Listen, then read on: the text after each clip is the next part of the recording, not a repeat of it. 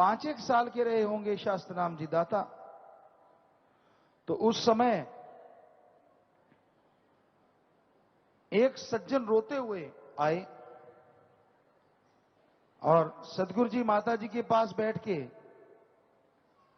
खाना खा रहे थे। शाम का समय था और आम तौर पे आप भी जानते हो, अपने ये कल्चर ही रहा था कि चूल्हे पे खाना बनाया जाता था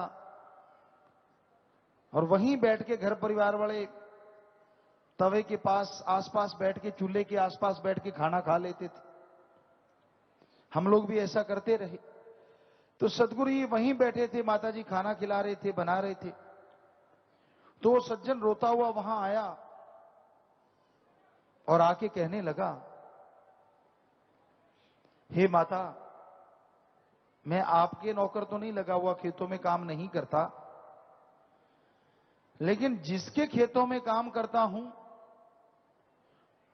मैंने उससे पैसे मांगे, उसने जवाब दे दिया कल को मेरी बेटी की शादी है 2 दिन बाद। उसने जवाब दे दिया अब मैं शादी का इंतजाम कैसे करूंगा। तो माता जी कहने लगे, भाई तुझे पैसा कितना चाहिए? कहने लगा, जी 50 रुपए 100 रुपए मिल जाए तो बहुत।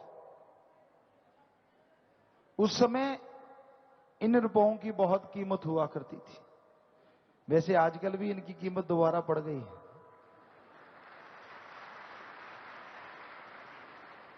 तो उसने 50 या 100 रुपया मांगा। तो सदगुरु जो 4-5 साल की उम्र में वहीं बैठे हुए थे, खाना खाते खाते छोड़ दिया खाना और कहने लगे, हे माता, ये 100 रुपया मांग रहा है, इसे 200 रुपया दे दो और इससे वापिस ना लेना, ये सोच लेना आपने मेरी बहन की शादी की है। तो वो आदमी जार जार रोने लगा, मां की आंखों में आंसू आए, बच्चे को छाती से लगाया।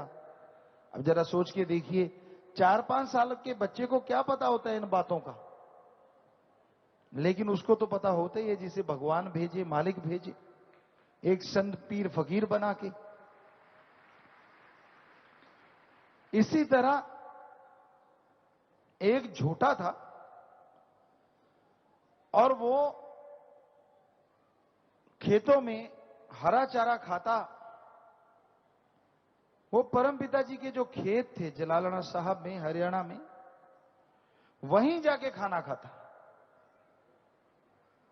और कहीं खाना ना खाता। तो नौकर चाकरों ने बताया माता जी को कि भाई ऐसे ऐसे एक झोटा है, खाना खाता है वो आके। तो माता जी ने परम पिताजी को कहा कि हरवंश, ऐसे ऐसे झूठा जाता है और वो खाना अपने ही खाता है सारा टाइम, आप निगाह रखो। कहते ठीक है जी। उस दिन 10-15 दिन गुजर गए। माता जी ने पूछा नौकरों से कि भाई अब तो वो नहीं खाता। तो नौकर हंस पड़े। चले आप हंस क्यों रहे हो?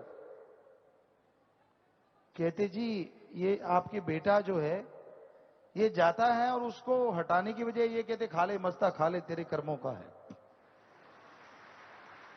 ये हटाता नहीं है बल्कि ये तो देखता रहता है। माता जी ने बुलाया कि भाई ये क्या करते हो? कहता जी अब हटा देते हैं अगर आप कहते हो। परम पिताजी खेतों में गए तो वो झोटा वहां खाना खा ही रहा था, हरा चारा चल रहा था। उसको थापी दे के कहने लगे, भक्ता घर में शिकायत होगी यार, तू ऐसे किया कर, हर जगह से हिस्से के अनुसार खा लिया कर। और गांव वाले बताते हैं उस दिन से लेके उस झोटे ने एक जगह खड़ के कभी चारा नहीं खाया। इस खेत में से मुंह मारा, उस खेत में से मुंह मारा, आगे चल गया, चलते चलते ही खाता रहा जब तक वो झोटा मरा नहीं। तो जरा बताइए, पशु अगर इशारा समझ सकता है तो किसका?